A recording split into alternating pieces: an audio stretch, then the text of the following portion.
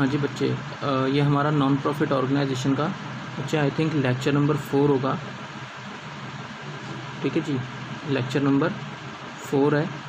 तो पिछली वीडियो के अंदर हमने कंज्यूमेबल आइटम्स को शुरू करा था और उस पर काफ़ी हद तक हमने डिस्कशन कर लिया था। ठीक है, आज की वीडियो में मैं आपको एक पॉइंट समझाता हूँ और फिर हम एक नया कॉन्सेप्ट स्टार्ट करेंगे। ठीक है, तो पहले मैं आपको कंज्यूमेबल आइटम्स के बारे में थोड़ा सा बता देता हूँ। तो मैंने आपको पिछली वीडियो में कंज्यूमेबल आइटम्स को ट्रीट करना बताया था कि उसको हम कैसे ट्रीट करते हैं। तो हमने उसमें कुछ क्रेडिटर्स की भी एडजस्टमेंट देखी थी, है ना। तो आई होप आपने वो पढ़ लिया हो। अब हम आगे से बात करते हैं।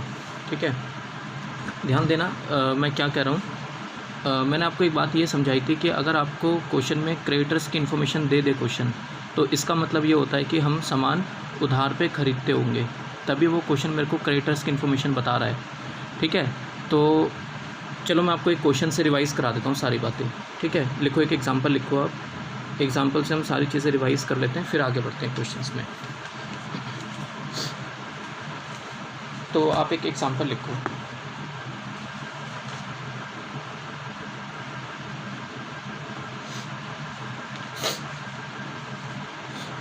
तो मान लेते हैं 2 साल मेरे को यहाँ दिया हुआ है। यहाँ लिखा हुआ है 31 मार्च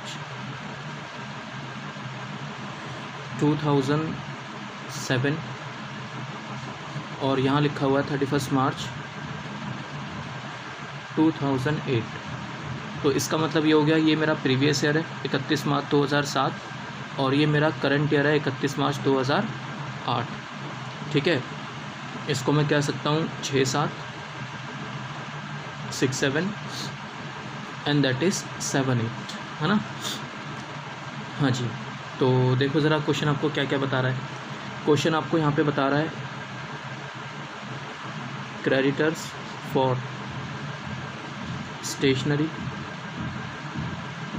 क्रेडिटर्स फॉर स्टेशनरी कुछ भी अज्यूम कर लेते हैं, मान लो 45,000 रुपये, और यहाँ पर आपको बता रहा है 48,000 रुपये, 48,000। ठीक है जी, फिर यहाँ लिखा हुआ है stock of stationery, stock of stationery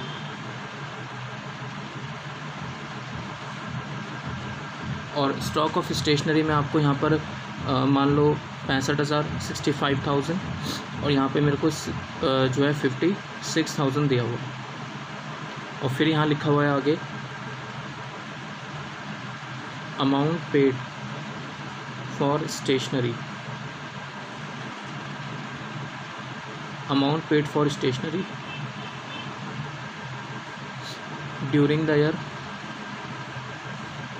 ended, during the year ended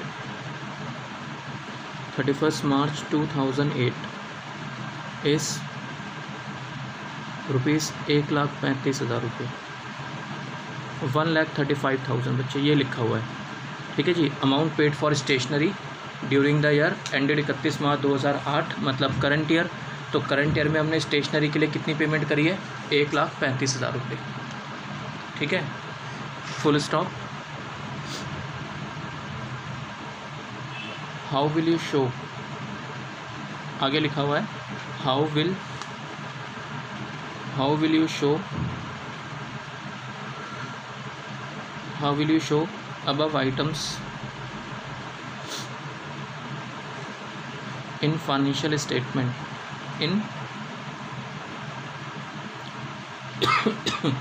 in financial statement, in financial statement of non profit organization, in financial statement of non profit organization। ठीक है बच्चे, इसको हम किस तरीके से शो करेंगे ये आपने दिखाना है। क्वेश्चन आपके सामने है ही, तो देख लेते हैं सॉल्यूशन। तो सबसे पहले तो आप मुझे ये बताओ, क्वेश्चन में आपको क्रेडिटर्स बता रहा है, लिखा हुआ है स्टेशनरी के क्रेडिटर्स हैं पिछले साल के 45 और करंट ईयर के 48।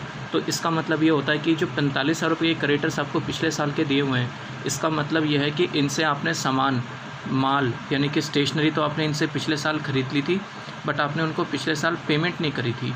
तो इसका मतलब आपने उनको पेमेंट इस साल करी होगी, और इस साल देखो आपने कितनी पेमेंट करी है, टोटल लिखा हुआ है amount paid for stationery during the year 1,35,000। तो ये बात कंफर्म है ना बच्चे कि 1,35,000 में से 45,000 रुपये की अमाउंट तो पिछले साल का है, तो वो करंट ईयर का एक्सपेंस थोड़ी ना हुआ, वो तो पिछले साल का सामान था, पेमेंट हमने इस साल करी है।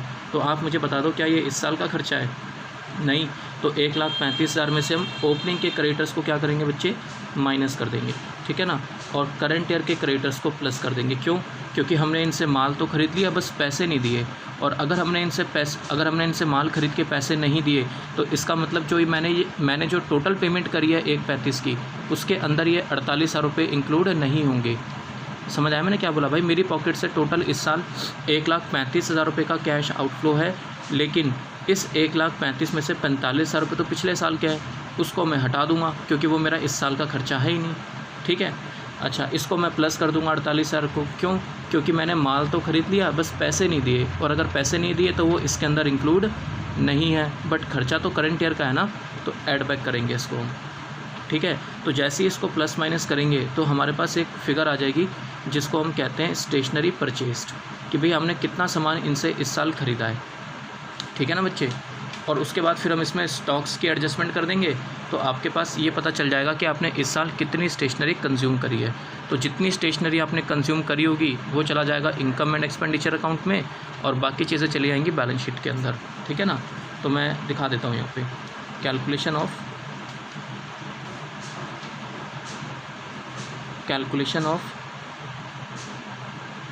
Stationery consumed.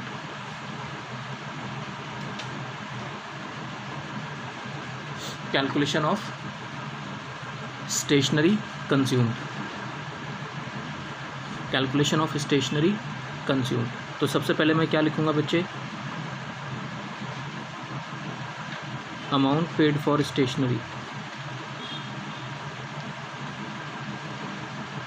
Amount paid for stationery is rupees 1,35,000, 1,35,000 रुपये। इसके अंदर हम एडजस्ट करेंगे, प्लस माइनस करेंगे इसमें से हम ओपनिंग क्रेडिटर्स, पिछले साल के क्रेडिटर्स हम इसमें से माइनस कर देंगे 45,000, ठीक है।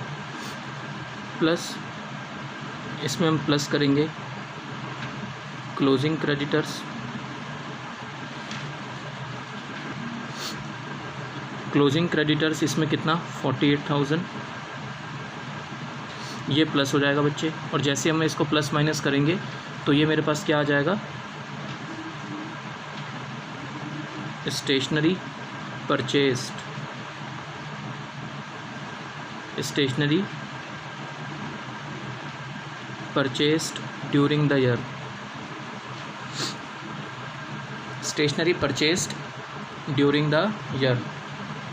तो ये कितना आ जाएगा? 135 माइनस 45 प्लस 48, तो बच्चे ये आ जाएगा 1,38,000। इसका मतलब मैंने इस साल 1,38,000 रुपये की स्टेशनरी ख़रीदी है अपने सप्लायर से, यानी कि अपने क्रेडिटर से। फिर इसमें हम ऐड करेंगे ओपनिंग स्टॉक। भाई इतनी मैंने इस साल ख़रीदी, सुना मैंने क्या बोला?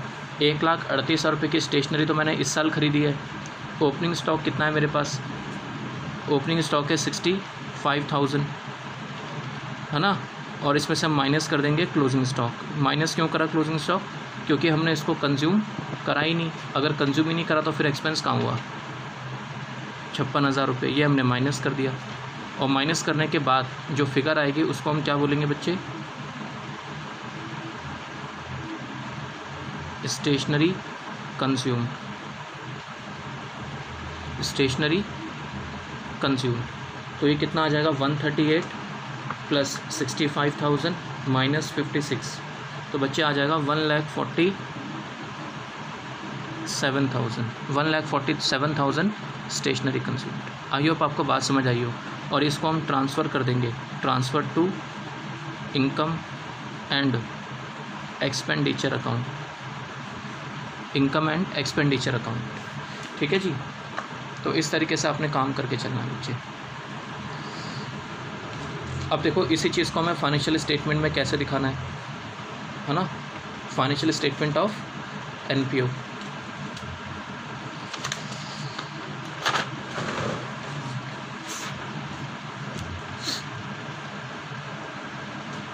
जी, तो हम बनाएंगे income and expenditure account.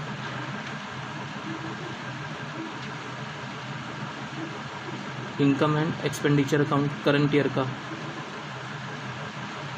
For the year, और हमने करंट ईयर किसको एज्यूम करा बच्चे, 2008 फॉर द ईयर 31 मार्च 2008। लेकिन प्रॉपर नहीं बना रहे, एन एक्सट्रैक्ट सिर्फ एक छोटा सा टुकड़ा।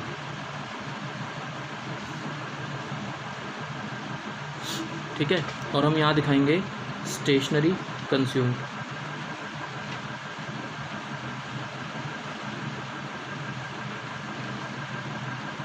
स्टेशनरी कंज्यूम जो कि हमारा आया था 1,47,000। ठीक है,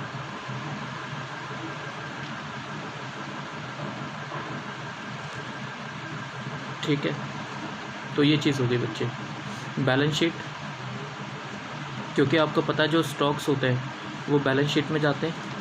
तो करंट ईयर की अगर मैं बैलेंस शीट बोलूँ 31 मार्च 2008, तो ये बैलेंस शीट भी कोई प्रॉपर थोड़ी ना है, ये भी बस एक छोटा सा टुकड़ा है, an extract.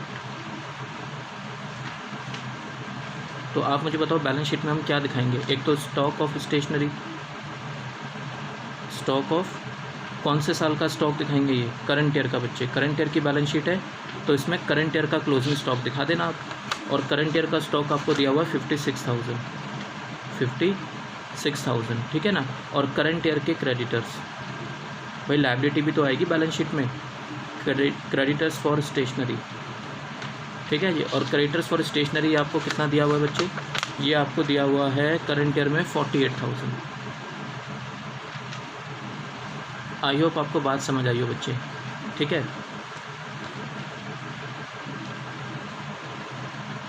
Balance sheet 31 March 2007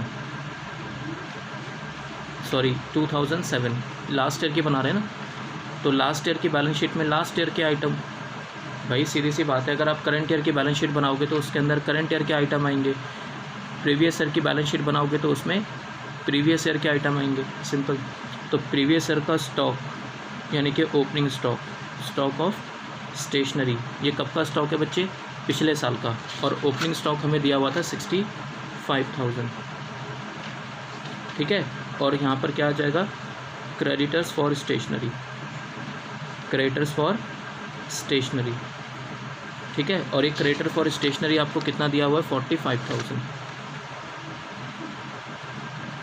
I hope आपको बात समझ आई हो बच्चे। तो ये बातें हमने पिछली क्लास में ऑलरेडी कर ली थी। ठीक है। तो अब ज़रा बात करते हैं, एक पॉइंट और करते हैं। ठीक है, मैं आपको एक क्वेश्चन दिखा रहा हूँ, नेक्स्ट क्वेश्चन, इसको आगे लेके चलते हैं कॉन्सेप्ट को।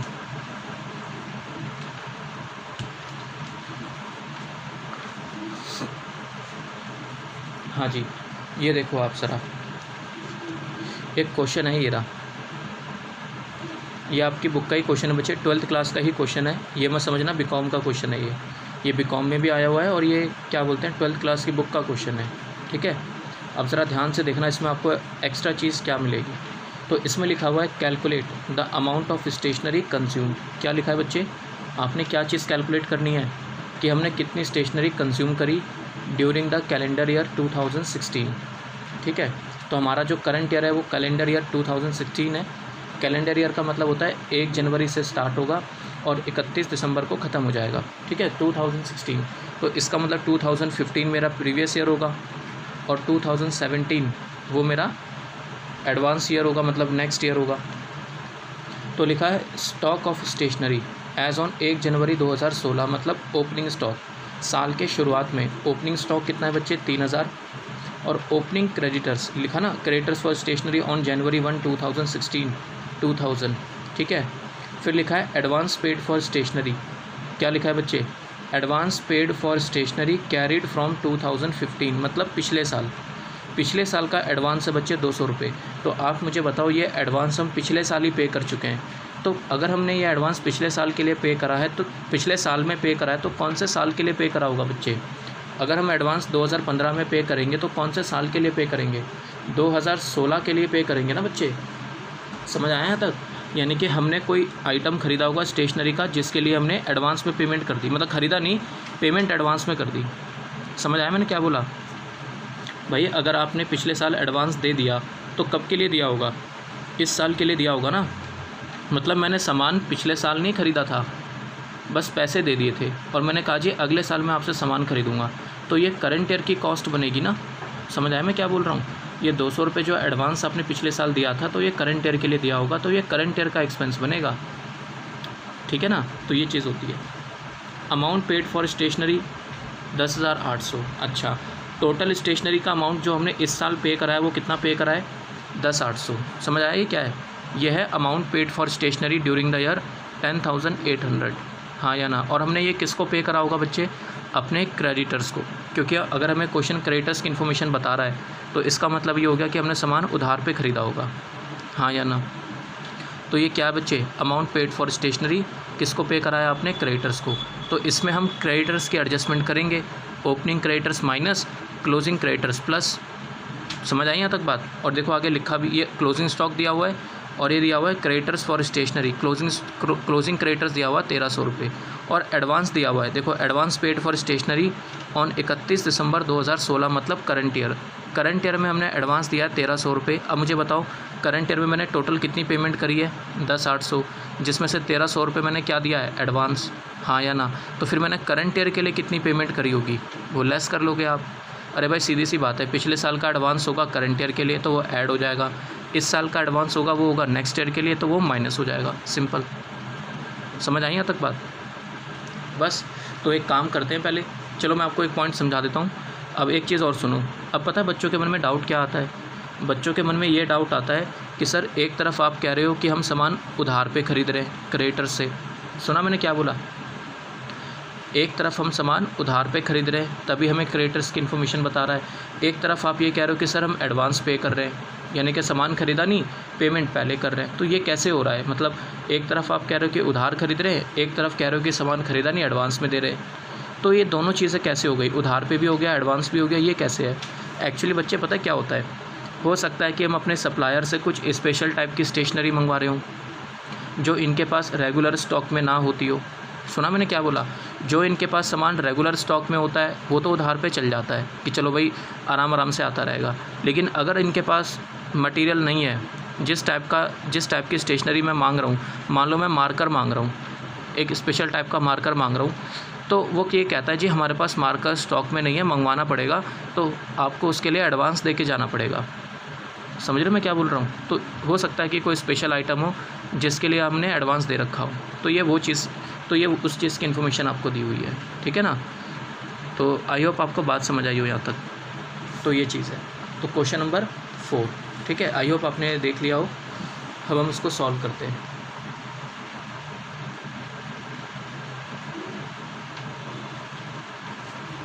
क्वेश्चन नंबर 4, सबसे पहले calculation of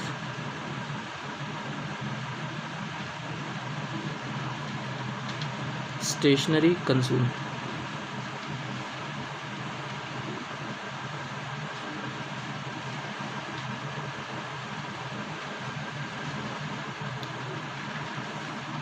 calculation of stationery consumed. अच्छा जी, तो स्टेशनरी हमने कंज्यूम करी है,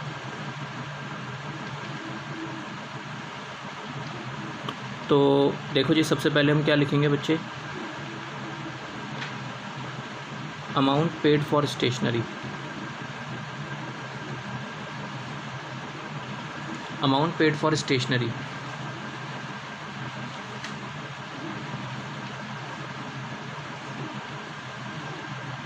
during the year ended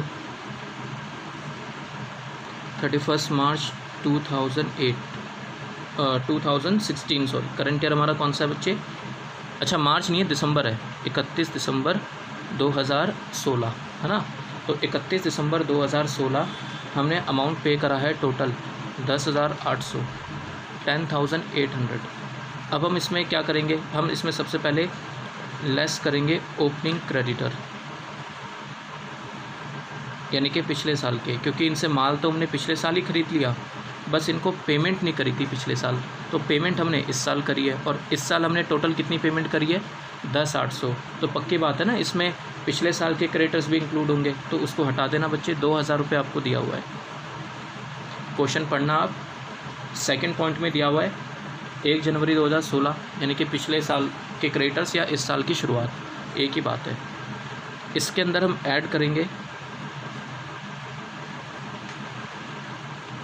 closing creditors. Closing creditors, हाँ जी, क्लोजिंग क्रेडिटर्स आपको सेकंड लास्ट पॉइंट दिया हुआ है 1300, ये हमने ऐड कर दिया। ठीक है बच्चे, अब हम इसमें ऐड करेंगे ओपनिंग एडवांस। पिछले साल एडवांस दिया था तो वो करंट ईयर के लिए होगा, और ओपनिंग एडवांस है हमारे पास 200, है ना जी। और इसमें से हम लेस कर देंगे क्लोजिंग एडवांस, क्यों? क्योंकि वो अगले साल के लिए होगा 2017 के लिए।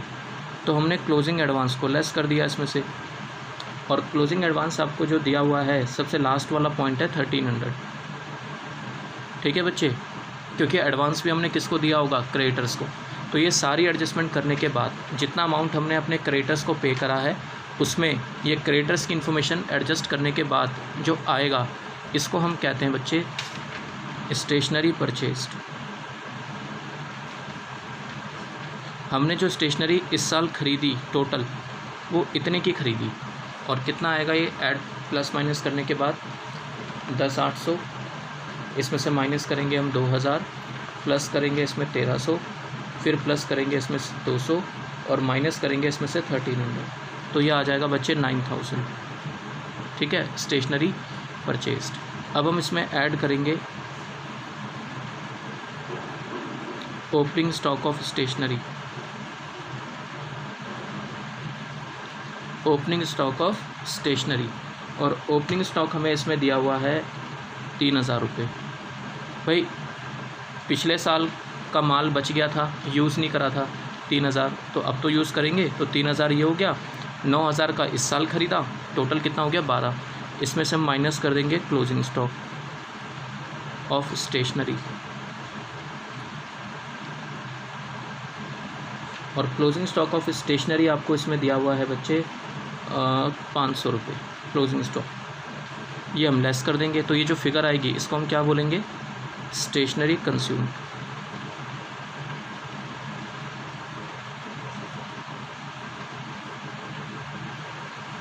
स्टेशनरी कंज्यूम, और ये कितना आ जाएगा टोटल? 11,500। और जितनी स्टेशनरी हमने कंज्यूम करी है इसको हम ट्रांसफ़र कर देंगे to income and expenditure account. Income and expenditure account. So I hope आपको बात समझ में आई है, ठीक है ना। तो इसको हम इनकम एंड एक्सपेंडिचर अकाउंट में दिखा देंगे।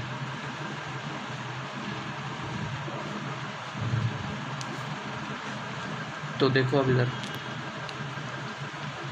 अगर मैं इसको फाइनेंशियल स्टेटमेंट दिखाना हो तो मैं कैसे दिखाऊंगा? Income and expenditure account. कौन से साल का बच्चे? 2016। और पूरा नहीं बना रहे, सिर्फ एक टुकड़ा बना रहे, एक्सट्रैक्ट। इसमें दिखाऊंगा मैं स्टेशनरी कंज्यूम।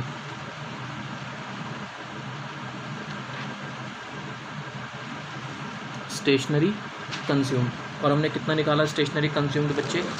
हमने निकाला 11,500, है ना। ये कितना आ गया? 11,500, ये चीज़ होती है। अच्छा, अगर हम बैलेंस शीट बनाते करंट ईयर की, और बैलेंस शीट कब की बच्चे? करंट ईयर 2016 की, तो आपको पता है कि जो स्टॉक है क्लोजिंग स्टॉक वो एसेट साइड में आएगा, स्टॉक ऑफ स्टेशनरी। तो स्टॉक ऑफ स्टेशनरी क्वेश्चन के अंदर आपको दिया हुआ है 500 क्लोजिंग स्टॉक, ठीक है। और क्रेडिटर्स क्लोजिंग के लायबिलिटी होती है क्रेडिटर्स, तो क्रेडिटर्स फॉर स्टेशनरी। और क्लोजिंग में जो आपको क्रेडिटर्स दिए हुए हैं क्लोजिंग के, वो दिए हुए हैं 1,300। आप क्वेश्चन पढ़ लेना बच्चे, क्वेश्चन मैंने आपको दिखा दिया था, ठीक है। तो ये चीज़ निकल कर आती है। अच्छा जी, तो अब मुझे एक बात और बताओ आप, अगर हम अपने क्रेडिटर्स को पैसा एडवांस में देंगे तो मुझे ये बताओ क्या वो एसेट है या नहीं? भाई अगर हम अपने क्रेडिटर्स को पैसा एडवांस में दे देंगे तो हमारा राइट बन जाएगा उसके ऊपर, सामान लेना है हमें उससे, तो वो हमारी एसेट होती है। और ये बात मैं आपको पहले भी बता चुका हूँ कि अगर हम कोई भी पेमेंट एडवांस में दे रहे हैं तो वो हमारी एसेट होती है बच्चे, तो हम एसेट साइड में दिखाएंगे, है ना। एडवांस पेड टू क्रेडिटर्स, और कौन से साल का? करंट ईयर का। तो करंट ईयर का एडवांस कितना था बच्चे? 1300। फिर जिस साल की बैलेंस शीट बनाओगे उसी साल के तो आइटम दिखाओगे उसके अंदर। अगर हम बैलेंस शीट बनाते हैं प्रीवियस ईयर की,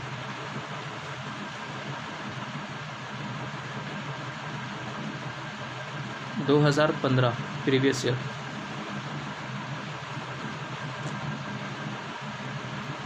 तो प्रीवियस ईयर का stock of stationery, previous year का स्टॉक ऑफ स्टेशनरी ये कितना आ जाएगा? तो प्रीवियस ईयर का स्टॉक यानी कि ओपनिंग स्टॉक मेरे को दिया हुआ है 3000। ये क्या है बच्चे? ओपनिंग स्टॉक, है ना। और ओपनिंग के creditors, creditors for stationery, creditors for stationery ये दिया हुआ है 1300, 1300 नहीं, ये दिया हुआ है 2000। ठीक है बच्चे। और पिछले साल भी हमने एडवांस दिया था, तो जब हमने पिछले साल की बैलेंस शीट बनाई होगी तो उसमें दिखाएंगे एडवांस पेड टू क्रेडिटर्स।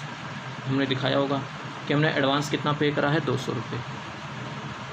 इस तरीके से आपने शो करके चलना है बच्चे। ये भी एक छोटा सा टुकड़ा बना रहे हैं एक्स्ट्रैक्ट, ठीक है।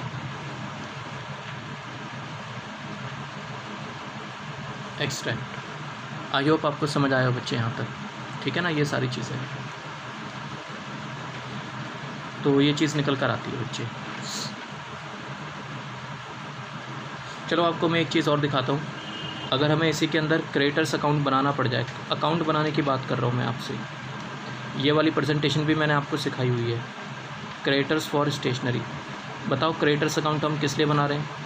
इस बात का पता लगाने के लिए कि हमने अपने क्रेडिटर से कितने की स्टेशनरी इस साल ख़रीदी है, परचेज़ कितने की करी है। वैसे आप ऑलरेडी कैलकुलेट कर चुके थे। देखो ये रहा, ये जो क्वेश्चन मैंने आपको कराया ये स्टेटमेंट फॉर्म में कराया था। ये रहा, ये स्टेशनरी परचेज़ कितना है बच्चे? 9000। इसी 9000 को हम कैसे कैलकुलेट करेंगे? अकाउंट बना के, क्रेडिटर्स अकाउंट बना के। ये सारी इन्फॉर्मेशन आएगी उसके अंदर। और आपको पता है क्रेडिटर्स हमारी लायबिलिटी होता है, तो ओपनिंग बैलेंस हमेशा क्रेडिट से स्टार्ट होगा।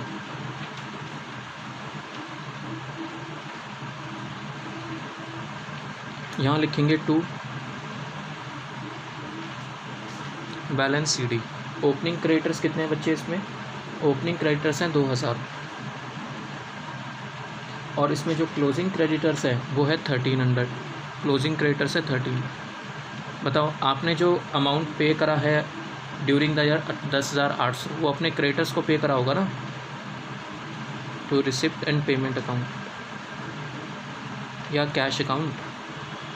आपने जो कैश पे करा है वो अपने क्रेडिटर्स को पे करा होगा।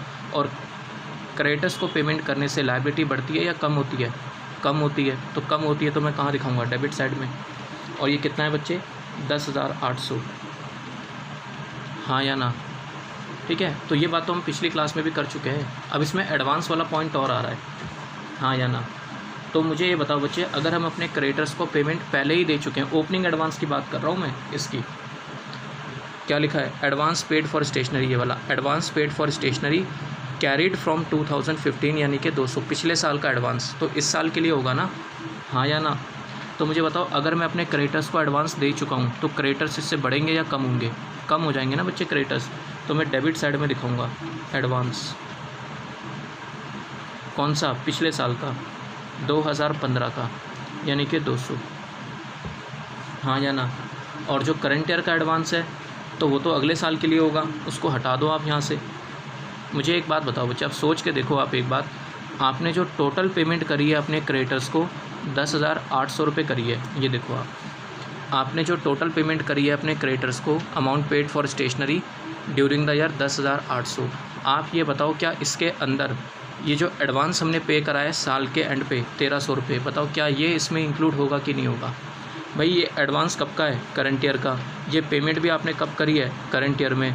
तो करंट ईयर में जो 10,800 पे करा है, इसके अंदर आपने एडवांस भी तो पे कर रखा है 1300 रुपये, हाँ या ना? तो क्या आपने इनसे माल इस साल ख़रीदा है? भाई ये जो 1300 रुपये आप करंट ईयर में एडवांस दे रहे हो, इनसे आप माल कब खरीदोगे? इनसे आप माल खरीदोगे फ्यूचर में, तो ये आपका करंट ईयर का एक्सपेंस थोड़ी ना हुआ, हाँ या ना। तो जब आपने इनसे माल इस साल ख़रीदा ही नहीं तो हटा दो फिर आप इसको, क्योंकि हम तो ये निकालना चाहते हैं कि हमने इस साल कितने का माल ख़रीदा। तो 10,800 में से हटाने के लिए आप यहीं दिखाओगे इसको, क्या लिखोगे, एडवांस। कौन से साल का बच्चे, 2016 का। और ये 2016 का जो एडवांस है ये कितना है, ये है 1300। तो ये चीज़ है बच्चे 1300। सो आई होप आपको बात समझ आई हो, ठीक है ना। और इसको आप प्लस माइनस करोगे तो आपका ये यहाँ पे डिफरेंस आ जाएगा। और यहाँ डिफरेंस आने का मतलब क्या है कि आपने स्टेशनरी खरीदी होगी, स्टेशनरी परचेज्ड, बैलेंसिंग फिगर, ठीक है ना। तो हिसाब लगा लेते हैं कितना आ रहा है, ये 10,800 प्लस 200 प्लस 1300, ये आ रहा है 12,300। इसमें से ये 3,300 माइनस कर देंगे, ये आ रहा है 9,000, ठीक है। तो ये आ तो गया स्टेशनरी परचेज बस। बाकी एक अकाउंट आप और बना सकते हो, स्टॉक ऑफ स्टेशनरी, तो वो तो आपको आई थिंक आ जाना चाहिए, उसमें तो फिर कोई दिक्कत है ही नहीं। यहाँ बना देता हूँ बच्चे, यहाँ थोड़ा सा स्पेस खाली है आपके लिए, मैं अकाउंट यहाँ बना देता हूँ, स्टॉक ऑफ स्टेशनरी, ठीक है। ये देख लो आप एक बार, वीडियो पॉज करके आप इसको नोट कर लेना, ठीक है। मैं आगे बढ़ता हूँ, ये रहा। तो हम यहाँ लिखेंगे ओपनिंग स्टॉक यानी कि बैलेंस पीडी, एसेट है ना ये, तो डेबिट से स्टार्ट होगा। ओपनिंग स्टॉक इसमें दिया हुआ है बच्चे 3,000, और इस साल हमने ख़रीदा कितना, परचेज ऑफ स्टेशनरी, अभी निकाला ना आपने, ये 9,000 रुपये, ये 9,000 की स्टेशनरी खरीदी आपने। तो ये 9,000 की स्टेशनरी आप इसमें दिखा देना यहाँ पे। 9 और 3 कितना हो गया, ये 12। क्लोजिंग स्टॉक कितना बचा हुआ है, क्लोजिंग स्टॉक मेरे को इसमें दिया हुआ है 500। तो बैलेंसिंग फिगर क्या आ जाएगा, स्टेशनरी कंज्यूम, कि हमने इतने की स्टेशनरी खरीदी होगी, ये आ जाएगा बच्चे 11,500।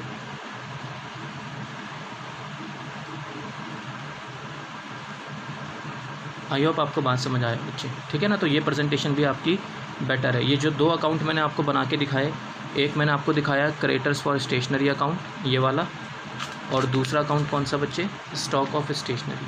तो इन दोनों अकाउंट को बना के अब मतलब इस तरीके से भी प्रेजेंट कर सकते हो अपना आंसर। फिर आपको ये स्टेटमेंट नहीं बनानी पड़ेगी, ये जो स्टेटमेंट आपने बनाई है फिर ये नहीं बनानी पड़ेगी आपको, है ना। सो आई होप आपको समझ आई हो यहाँ तक बात, ठीक है। तो ये चीज़ जैसे आपको प्रेजेंटेशन पसंद हो वैसे कर लेना, मैंने आपको दोनों सिखा दी। चलो एक और एग्जांपल लिखो आप,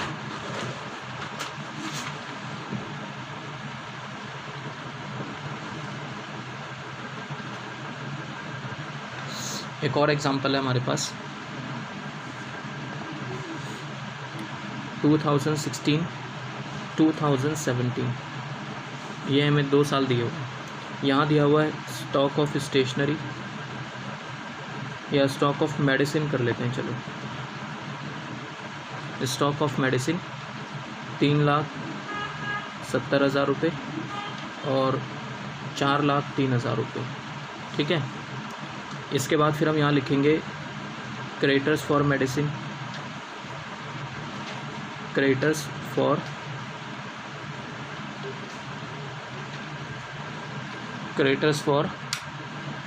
मेडिसिन, क्रेडिटर्स फॉर मेडिसिन, ठीक है बच्चे।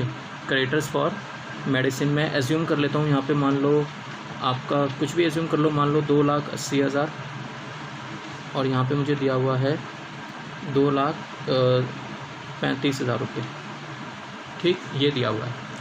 अच्छा, इसके बाद फिर आपको यहाँ पे लिखा हुआ है stationery purchased, stationery purchased during the year ended, stationery purchased during the year ended, stationery purchased during the year ended 31 December 2017 is ₹7,80,000, 7,80,000। ठीक है जी, ये दिया हुआ है। Calculate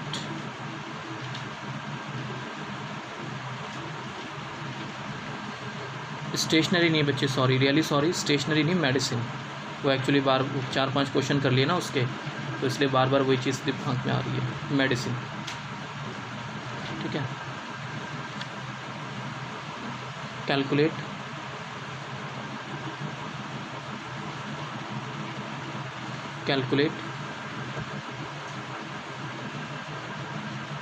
medicine consumed.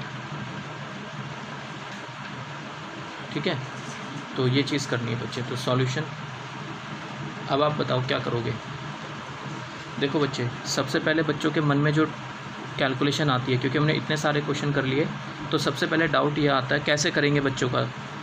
तो बच्चे क्या करते हैं, ये जो 7,80,000 रुपये दिया हुआ है मेडिसिन परचेज, ये लिखा 780, इसमें हम ओपनिंग के क्रेडिटर्स माइनस कर देंगे 280, ये 280 दिया हुआ है ना ओपनिंग क्रेडिटर्स, और इसमें हम प्लस कर देंगे 235 करंट ईयर के क्रेडिटर्स, है ना। और आपका आ जाएगा स्टेशनरी परचेज्ड, है ना, जो हम ऑलरेडी करते हुए आए हैं। तो बच्चे आपने ऐसा नहीं करना। अब पता है क्यों ऐसा इसलिए नहीं करना, क्योंकि ऐसा करके हम क्या निकालते हैं, स्टेशनरी परचेज्ड, हाँ या ना। और अगर आप क्वेश्चन थोड़ा सा ध्यान से पढ़ोगे ना, तो आपको स्टेशनरी परचेज्ड या medicine purchase, sorry, really sorry बच्चे, मेडिसिन परचेज आपको ऑलरेडी दिया हुआ है 780। ये क्या लिखा हुआ है वर्ड, परचेज्ड। यहाँ पे ये नहीं लिखा कि अमाउंट पेड फॉर मेडिसिन। अगर लिखा होता ना अमाउंट पेड फॉर मेडिसिन या अमाउंट पेड फॉर स्टेशनरी, जो भी है, वो होता कि हमने क्रेडिटर्स को पे करा है, तो हम ये प्लस माइनस करते, ओपनिंग क्रेडिटर्स क्लोजिंग क्रेडिटर्स की एडजस्टमेंट करते। लेकिन हमें क्वेश्चन में दे क्या रखा है, मेडिसिन परचेज्ड, परचेज्ड ऑलरेडी निकाल के दिया हुआ है। देखो मैं आपसे क्या कहना चाह रहा हूँ, ये जो पिछला क्वेश्चन मैंने आपको लिखवाया था, ये जो क्वेश्चन मैंने लिखवाया था, इसमें क्या लिखा था, amount paid for stationery, amount paid for stationery during the year ended 31 मार्च 1/35। तो हमने ये अमाउंट किसको पे करा है, अपने क्रेडिटर्स को पे करा है, हाँ या ना। तो इसमें फिर मैंने क्या करा बच्चे, क्रेडिटर्स की एडजस्टमेंट करी, जिससे कि मैंने क्या निकाल लिया, देखो 1/35। फिर मैंने इसमें क्रेडिटर्स की एडजस्टमेंट करी, तो क्या आ गया, स्टेशनरी परचेज्ड। अगर मैं आपको क्वेश्चन के अंदर स्टेशनरी परचेज ही दे दूँ, तो अगर मैं आपको क्वेश्चन में स्टेशनरी परचेज दे दूं, तो क्या आपको क्रेडिटर्स की एडजस्टमेंट करनी पड़ेगी, नहीं करनी पड़ेगी बच्चे, क्योंकि इसमें क्रेडिटर्स ऑलरेडी एडजस्टेड है। आपने बस किसकी एडजस्टमेंट करनी है, ये स्टॉक वाली, और क्या निकल जाएगा आपका, कंज्यूम्ड, है ना। तो ये हिसाब किताब रखना है। तो आप ज़रा ध्यान से देखो इसको, वही चीज़ तो लिखी है मेडिसिन परचेज, तो इसका मतलब इसमें क्रेडिटर्स की एडजस्टमेंट तो हो चुकी है, सिर्फ हमें मेडिसिन की स्टॉक की एडजस्टमेंट करके मेडिसिन कंज्यूम्ड निकाल लेना है बस। तो यहाँ पे हम क्या लिखेंगे, कैलकुलेशन ऑफ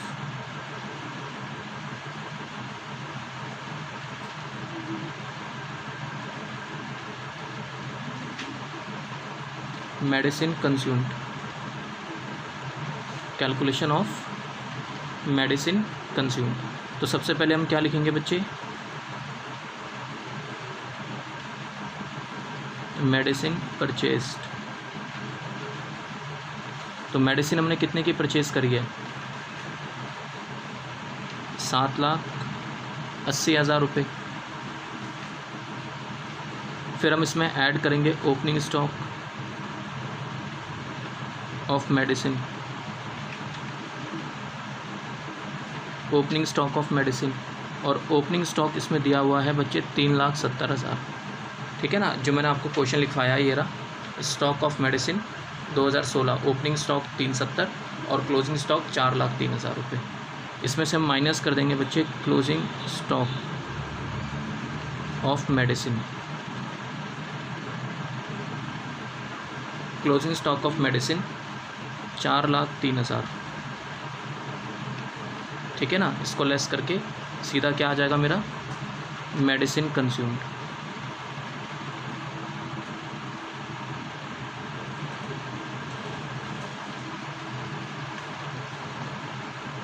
तो 7,80,000 प्लस 3,70,000 माइनस 4,03,000, तो ये आ रहा है 7,47,000। और इसको हम ट्रांसफ़र कर देंगे, transfer to income and expenditure account, income and expenditure account. I hope बात समझ आई हो यहाँ तक। ठीक है बच्चे, बैलेंस शीट वगैरह तो आप बना ही लोगे, आपको 2-4 काफ़ी सारे क्वेश्चंस में बता दिया मैंने। सो आई होप आपको यहाँ तक कोई दिक्कत ना हो बच्चे। ठीक है, तो ये था मेरा स्टेशनरी वाले आइटम्स, यानी कि कंज्यूमेबल आइटम्स को कैसे ट्रीट करा जाता है। चलो मैं आपको एक क्वेश्चन और कराता हूँ कंज्यूमेबल आइटम का ही, ताकि सारे कॉन्सेप्ट इसके कवर हो जाए। ठीक है,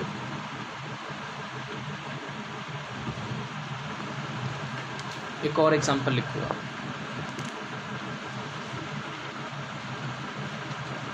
example,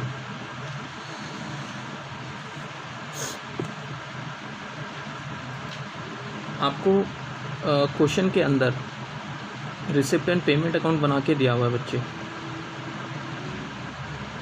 receipt and payment account बना के दिया हुआ है। और ये रिसिप्ट एंड पेमेंट अकाउंट कब का है बच्चे, करंट ईयर का, फॉर द ईयर एंडेड 31 दिसंबर या 31 मार्च कर लेते हैं, 31 मार्च 2020। ठीक है, और पूरा नहीं है, सिर्फ एक एक्सट्रैक्ट है। ये बात आपको पता है कि नॉन प्रॉफिट ऑर्गेनाइजेशन अपने फाइनेंशियल स्टेटमेंट के अंदर 3 चीज़ें बनाती है, receipt and payment account, income and expenditure account और बैलेंस शीट। ठीक है बच्चे, और रिसिप्ट एंड पेमेंट अकाउंट का मतलब मैंने आपको बताया था कि रिसिप्ट एंड पेमेंट अकाउंट बिल्कुल कैश बुक की तरह होती है। ठीक है, डेबिट साइड में सारी रिसिप्ट्स होती हैं, क्रेडिट साइड में सारी पेमेंट होती है। तो इसका मतलब अगर हमने क्रेडिटर्स को कोई अमाउंट पे करा है, जैसे कि आपको क्वेश्चन में लिखा हुआ होता है, ठीक है, जैसे इस क्वेश्चन में भी लिखा हुआ था, ये वाला इस क्वेश्चन में भी लिखा हुआ था amount paid for stationery during the year 135। तो ये आपको कहाँ से मिली ये फ़िगर कहाँ से आई, ये फ़िगर आई होगी रिसिप्ट एंड पेमेंट अकाउंट से। ठीक है, इनकम एंड एक्सपेंडिचर में कितना जाएगा, वो प्लस माइनस करने के बाद आपने कैलकुलेट कर लिया था 147, है ना। तो ठीक है, तो यहाँ ध्यान देना आप, मैंने यहाँ लिखा by payment to supplier, supplier कह लो या क्रेडिटर्स कह लो, एक ही बात है बच्चे। Payment to supplier of sports material. अब की बार स्पोर्ट्स मटेरियल का एग्जांपल ले रहे हैं।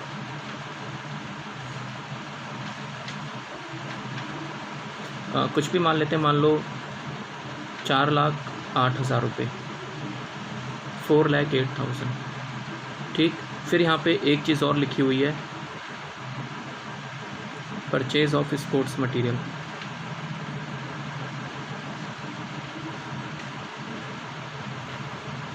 परचेज ऑफ स्पोर्ट्स मटेरियल मान लो 2.5 लाख रुपए। अब मुझे बताओ ये क्या दिया हुआ है बच्चे, ये दिया हुआ है कैश परचेज। अभी तक हमने जितने क्वेश्चन करे उसमें हमने ये एज्यूम करा था कि हमने सामान उधार पे ख़रीदा है। ठीक है, ये क्या है, कैश परचेज। देखो उधार पे आपने कितना मटेरियल ख़रीदा होगा, उसके लिए तो आप क्रेडिटर्स अकाउंट बना लोगे, है ना, या वो स्टेटमेंट बना के आप निकालते हो ना, परचेज स्टेटमेंट बना के वहाँ से आ जाएगा। यहाँ पे आपको एक चीज़ और लिखी है, to sale of sports material, sale of sports material. मान लेते हैं कुछ भी मान लो फिगर ले ली मैंने 1,08,000। ठीक है, जिसकी बुक वैल्यू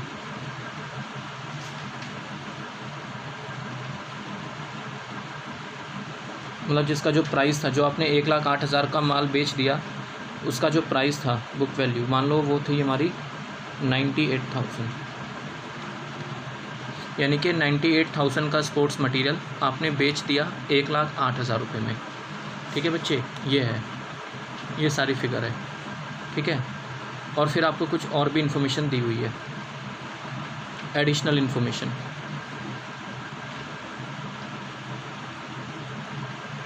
एडिशनल इन्फॉर्मेशन 31 मार्च 2019 यानी कि 2018-19 प्रीवियस ईयर, 31 मार्च 2020 2019-20 ये आपको दिया हुआ है, ठीक है। तो आप इसमें क्या करोगे, आपको इसमें क्वेश्चन में क्या दिया हुआ है, यहाँ दिया हुआ है स्टॉक ऑफ स्पोर्ट्स मटेरियल।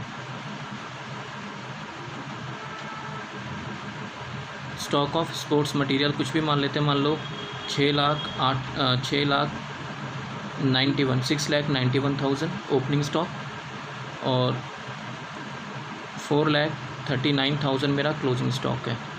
फिर आपको यहाँ पे क्रेडिटर्स बता रहा है question, creditors for sports material, creditors for sports material ये आपको दिया हुआ है, कुछ भी मान लेते हैं, मान लो 3,92,000 और यहाँ दिया हुआ है आपका 4,43,000 ये दिया हुआ है, ठीक है जी। इसमें लिखा हुआ है calculate,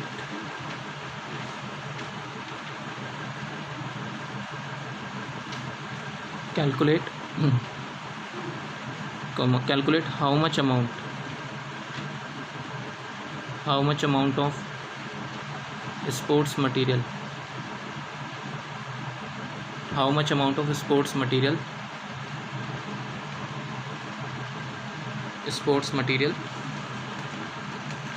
will be shown in income and expenditure account। इसका मतलब क्या है बच्चे कि इनकम एंड एक्सपेंडिचर अकाउंट में आप कितना अमाउंट स्पोर्ट्स मटेरियल का दिखाओगे। अरे तो भाई सिंपल सी बात है, इनकम एंड एक्सपेंडिचर में हम कितना दिखाते हैं, जितना हम कंज्यूम करते हैं। तो हम यहाँ पे क्या निकालेंगे, स्पोर्ट्स मटेरियल कंज्यूम्ड। कैसे निकालेंगे, वैसे ही निकालेंगे जैसे निकालते हैं। एक तो हम क्रेडिटर्स अकाउंट बना लेंगे ये निकालने के लिए कि मैंने इनसे कितने का माल ख़रीदा।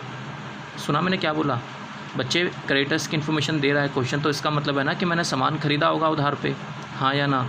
तो हम पहले क्रेडिटर्स अकाउंट बनाएंगे ये जानने के लिए कि हमने इनसे कितने का माल ख़रीदा। फिर हम एक अकाउंट बनाएंगे स्टॉक ऑफ स्पोर्ट्स मटेरियल ये जानने के लिए कि हमने कितना कंज्यूम करा है, यूज़ कितना करा है ना। जैसे हम करते हैं वैसे ही करेंगे, ठीक है। बस इसमें एक सेल वाली इन्फॉर्मेशन भी आ गई, वो भी देख लेंगे। तो देखो जी, सबसे पहले सॉल्यूशन, क्रेडिटर्स अकाउंट तो यहीं बना लेते हैं।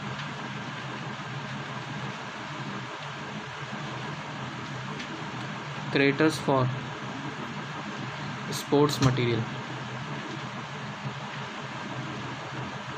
Creditors for sports material. तो हम यहाँ पे क्या लिखेंगे सबसे पहले, हाँ भाई, ओपनिंग बैलेंस। ओपनिंग बैलेंस, तो ओपनिंग बैलेंस कितना है क्रेडिटर्स का बच्चे, क्रेडिटर्स का ओपनिंग बैलेंस है 3,92,000, राइट। क्लोजिंग कितना है, बैलेंस CD, क्लोजिंग बैलेंस इसमें दिया हुआ है 4,43,000, हाँ या ना, ठीक है। बताओ हमने क्रेडिटर्स को कितना अमाउंट पे करा है, to receipt and payment account, मतलब कैश। हमने अपने क्रेडिटर्स को कितनी पेमेंट करी है, ये देखो रिसिप्ट एंड पेमेंट अकाउंट दिया हुआ है आपको। तो जो पेमेंट साइड में ये दिया हुआ ना, पेमेंट टू सप्लायर 4,08,000 रुपये, इसको दिखाएंगे। हमने इतना अमाउंट अपने सप्लायर को पे करा है, तो ये 4,08,000 रुपये कहाँ आ जाएगा, creditors for sports material account में, ठीक है। तो प्लस माइनस करने के बाद ये क्या आ जाएगा मेरे पास कि मैंने इनसे कितने का माल ख़रीदा, 4,08,000 प्लस 443, ये 8,51,000, 8,51,000 और इसमें से हम माइनस करेंगे 3,92,000, तो ये आ जाएगा मेरा 459। तो तो ये आ गया बच्चे sports material purchased, balancing figure. और मुझे बताना ये जो सामान मैंने ख़रीदा 4,59,000 का, ये सामान मैंने कैश पे ख़रीदा या उधार पे ख़रीदा? बच्चे ये मेरी क्रेडिट परचेज़ है, जो मैंने सामान उधार पे ख़रीदा है। क्रेडिटर्स अकाउंट से क्या निकलता है? क्रेडिट परचेज़, ठीक है ना। और ये जो आपको दिया हुआ है परचेज़ ऑफ स्पोर्ट्स मटेरियल, ये वाला, ये कौन सी परचेज़ है? ये आपकी कैश परचेज़ है। तो आपके पास टोटल पता चल जाएगा कि आपने कितने का माल ख़रीदा। उधार पे कितने का? 459, कैश पे कितने का? 250। दोनों को ऐड कर देंगे तो क्या आ जाएगा? Total purchase. उसमें से क्या माइनस कर देंगे? जितना हमने सेल कर दिया, हाँ या ना, समझ रहे हो। और फिर वो ओपनिंग क्लोजिंग स्टॉक की एडजस्टमेंट तो है ही, ठीक है जी। तो देखते हैं अब आगे। देखो एक अकाउंट बना लेंगे यहाँ पे, stock of sports material.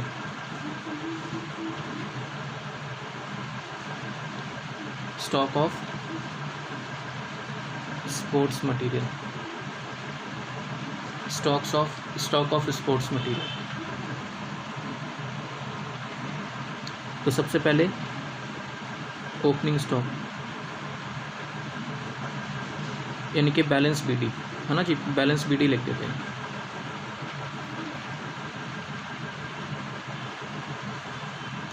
Opening balance, तो ओपनिंग बैलेंस, ओपनिंग स्टॉक हमने कितना बोला है? ओपनिंग स्टॉक हमने बोला है 691। ओपनिंग स्टॉक है 691,000, राइट। क्लोजिंग स्टॉक ये क्या है बच्चे? Opening stock by balance carried down, ये क्या दिया हुआ है मुझे? Closing stock. और ये क्लोजिंग स्टॉक मेरे को कितना दिया हुआ है? 4,39,000। क्लोजिंग स्टॉक मेरे को दिया हुआ है 4,39,000, ठीक है, ये दिया हुआ है। अच्छा, अब देखो मैंने सामान कितना कितना ख़रीदा। सामान खरीदोगे स्टॉक बढ़ेगा, क्रेडिट परचेज, क्रेडिटर्स अकाउंट से पता चल गया। अभी हमने क्रेडिटर्स अकाउंट बनाया था ना, तो वहाँ से पता चल गया था ना हमने कितने का माल ख़रीदा है? 459 का। तो 4,59,000। और कैश में कितने का ख़रीदा? कैश परचेज, तो कैश में हमने ख़रीदा, ये रिसिप्ट एंड पेमेंट अकाउंट में आपको दे रखा था 2.5 लाख रुपए का।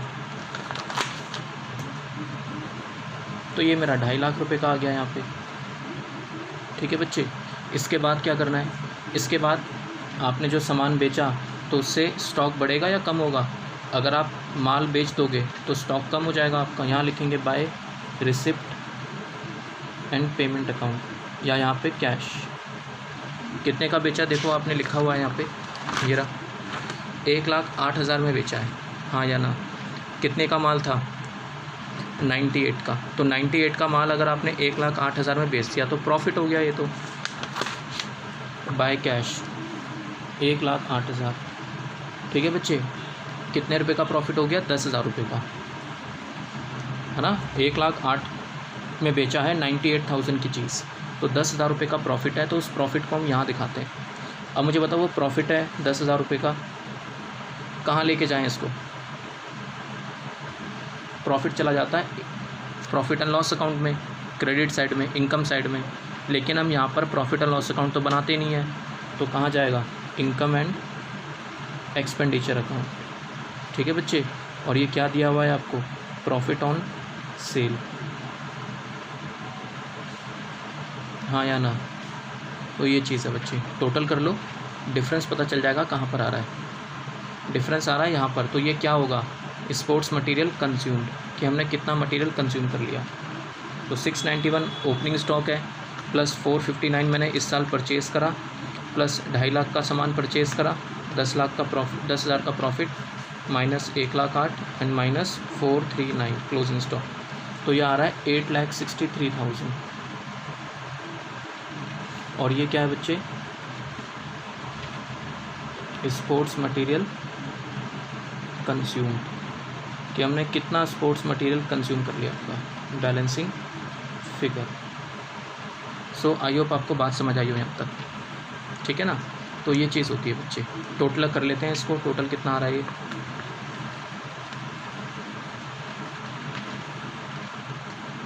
तो ये आ रहा है टोटल 14,10,000।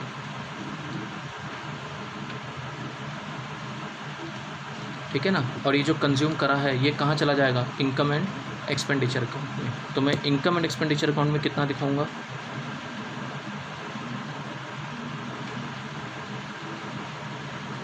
हाँ जी, इनकम एंड एक्सपेंडिचर अकाउंट में यहाँ दिखाएंगे हम स्पोर्ट्स मटेरियल कंज्यूम्ड 8,63,000। बाकी बैलेंस शीट में तो आपको पता ही है, opening stock, closing, opening stock और ओपनिंग के क्रेडिटर्स। चलो मैं दिखाई देता हूँ आपको।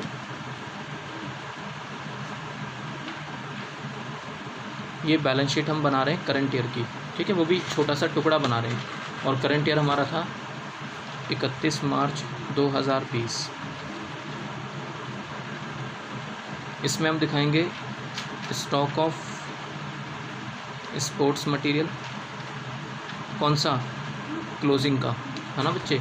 और क्लोजिंग का मुझे दिया हुआ था 4,39,00,000। और यहाँ दिखाएंगे क्रेडिटर्स फॉर स्पोर्ट्स मटेरियल।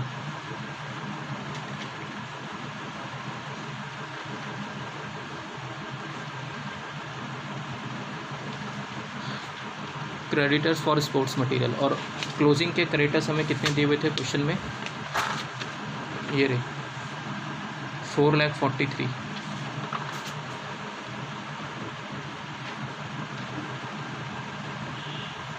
ठीक है ना, ये चीज़ थी। और पिछले साल की बैलेंस शीट 31 मार्च 2019, तो इसमें पिछले साल का स्टॉक आ जाएगा, यानी कि पिछले साल का क्लोजिंग मतलब इस साल का ओपनिंग। तो स्टॉक ऑफ स्पोर्ट्स मटेरियल, ठीक है बच्चे, तो ये था 6,91,00,000। और क्रेडिटर्स आ जाएंगे कब के, पिछले साल के या इस साल के शुरुआत के ओपनिंग क्रेडिटर्स। तो क्रेडिटर्स फॉर स्पोर्ट्स मटेरियल, ठीक है। और ये कितना दिया हुआ था आपको, ये दिया हुआ था आपको, ये रहा 3,92,000। सो आई होप आपको बात समझ आई हो यहाँ तक, ठीक है बच्चे। तो इतना आप इसको रिवाइज़ कर लेना। कंज्यूमेबल आइटम्स के मैंने आपको सारे पॉइंट्स करा दिए, ठीक है। तो बाकी बातें हम नेक्स्ट वीडियो में करते हैं, ठीक है। ओके जी, बाय, टेक केयर।